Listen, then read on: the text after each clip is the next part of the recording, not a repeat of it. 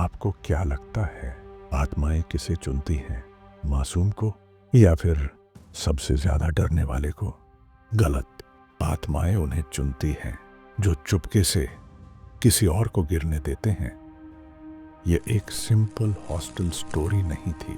यह वो रात थी जब 3 दोस्तों ने हंसी में एक रूह को बुलाया और उनमें से बचा सिर्फ एक, वो भी उम्र भर के गिल्ट के साथ। राजस्थान के छोटे से टाउन से आई थी मीरा, सपनों से ज्यादा एक अजीब सा डर लेकर। उसे लगा था यह हॉस्टल उसकी नई शुरुआत है, लेकिन उसे क्या पता ये वही जगह थी जो उसकी जिंदगी की सबसे बड़ी भूल बनने वाली थी। एक ऐसी भूल जो उसे जिंदगी भर चैन से सोने नहीं देगी। मीरा के बगल में थी प्रिया, शांत कोलकाता की लड़की जो ज्यादा बोलती नहीं थी लेकिन हर पल की बेचैनी महसूस करती थी। और अंजलि, एक बिंदास आउटस्पोकन लड़की जिसे थ्रिल की तलाश थी। उसका रूम हॉस्टल के सबसे कोने में था, रूम नंबर 4। हॉस्टल में वो ब्लिंकिंग रूम के नाम से मशहूर था। वहां की लाइट्स हमेशा अजीब तरीके से ब्लिंक करती रहती थीं, जैसे कोई उन्हें छेड़ रहा हो। हॉस्टल में सभी कहते थे वही मरिया का आखिरी कमरा था। वे तीनों कॉलेज में एक ही क्लास में पढ़ते थे। धीरे धीरे उनकी दोस्ती गहरी होने लगी। हर जगह साथ दिखते, क्लासेस में, कैंटीन में या रात के लेट स्टडी सेशंस में। उनके बीच एक अलग ही कंफर्ट बन गया था, जैसे तीनों एक ही कहानी के अलग अलग किरदार हों। एक रात वे तीनों अंजलि के रूम में बैठे पढ़ाई कर रहे थे। अगले दिन उनका एग्जाम था, इसलिए सब सीरियस मूड में थे। लेकिन जैसे जैसे रात गहरी होती गई, उन्हें थकान और बोरियत होने लगी। रात के करीब 1 बज रहे थे। तभी अंजलि ने एक शैतानी मुस्कान के साथ कहा, लेट्स प्ले ब्लडी मैरी। उन्हें नहीं पता था कि यह रात उनकी हंसी का आखिरी काउंटडाउन था। वे तो सिर्फ ब्लडी मेरी का नाम ले रहे थे, पर सुन वो रही थी और वो वापस उसी कमरे में आ चुकी थी। अंजलि ने हल्की हंसी के साथ कहा, गेम के रूल सिंपल हैं। मिरर के सामने एक कैंडल जलानी होती है और बिना डरे 3 बार ब्लडी मेरी नाम लेना होता है। अगर किस्मत बुरी हुई तो वो मिरर में दिखती है। प्रिया ने थोड़ा हंसकर कहा, और अगर दिख गई तो? अंजलि ने आंख मारकर बोला, तो समझ जाओ गेम सक्सेसफुल हो गया। बस यही सुनकर मीरा के अंदर एक अजीब सा खौफ भर गया। उसने तुरंत कहा, नहीं, हम ये गेम नहीं खेलेंगे। अंजलि हंसी और बोली, अरे यार, it's just a fun game. Priya ने भी हाथ पकड़कर कहा, चल ना मीरा, बस एक बार, मजा आएगा। मीरा ने कुछ नहीं कहा, बस चुपचाप कैंडल की तरफ देखती रही। जैसे ही अंजलि ने मिरर के सामने कैंडल रखा, कमरे की हवा एकदम बदल गई। फिर सबने एक साथ कहा, ब्लडी मेरी, ब्लडी मेरी, ब्लडी मेरी। जैसे ही उनका कहना खत्म हुआ, कमरे में एक अजीब सा सन्नाटा छा गया। इतना गहरा सन्नाटा कि उन्हें अपनी अपनी सांसें और धड़कनें तक सुनाई देने लगीं। और तभी कैंडल का फ्लेम एक बार कांपा, फिर एक हल्की सी फुफकार के साथ बुझ गया। कमरे में घना अंधेरा छा गया। मीरा ने अपनी सांस रोक ली, प्रिया ने हल्की सी सिसकी ली, और उसी वक्त दरवाजे के पीछे से आई एक पुकार, जैसे कोई उन्हें बुला रहा हो। बिल्कुल कोने से दरवाजे पर जोर जोर से पीटने की आवाज गूंज उठी। तीनों के दिल एक साथ रुक गए। अंजलि ने कैंडल जलाने की कोशिश की, पर माचिस की हर तीली अपने आप ही बुझ जा रही थी।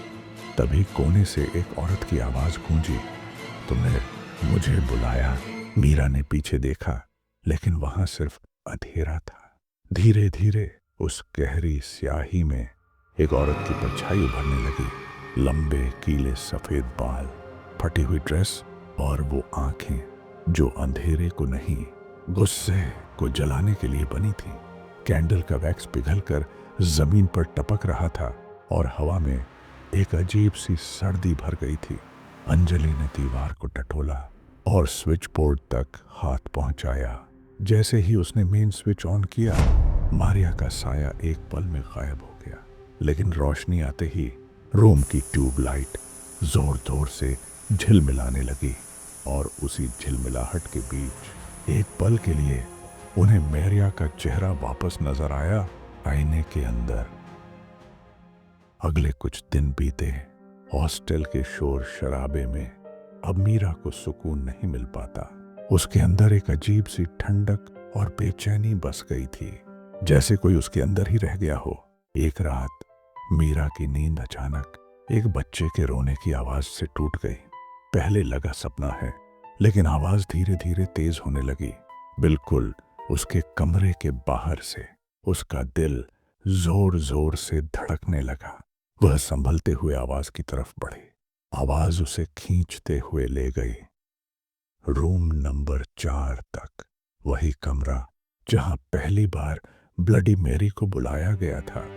और वहां मारिया बैठी थी। उसकी आंखें खून जैसी लाल और उनमें गुस्सा नहीं बल्कि भूख थी।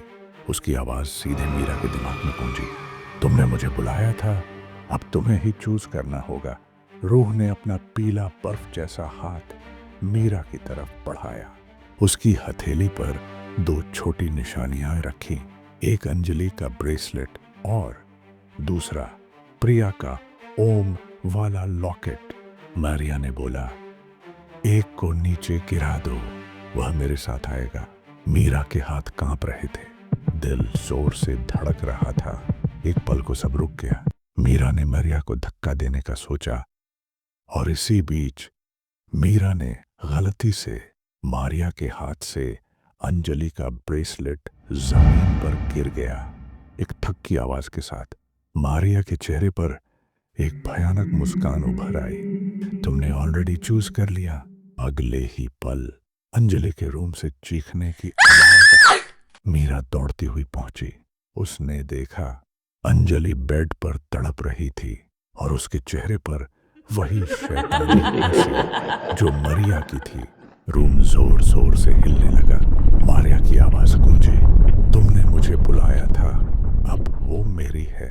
लाइट्स ने आखिरी बार झिलमिलाया और जोर से फट गया। जब सब थमा, अंजलि गायब थी। जमीन पर सिर्फ पिघलता हुआ मोम और अंजलि का गिरा हुआ ब्रेसलेट था। उसने उसे अपनी मुट्ठी में कस लिया, क्योंकि मीरा जानती थी यह लॉकेट सिर्फ याद नहीं, अगली बारी की निशानी थी। अगर आपको यह कहानी सुनकर डर लगा हो और आपको ऐसी सच्ची या अनसुनी कहानियां सुनना अच्छा लगता है, तो इस कहानी को लाइक, शेयर और सब्सक्राइब करना मत भूलना। और कमेंट्स में अपनी कोई ऐसी खौफनाक कहानी जरूर शेयर करना। क्या पता अगली हॉरर स्टोरी आपकी हो। अगली सुबह हॉस्टल में खौफ का सन्नाटा था। वार्डन ने मामला दबा दिया। मीरा और प्रिया को चुप रहने को कहा गया।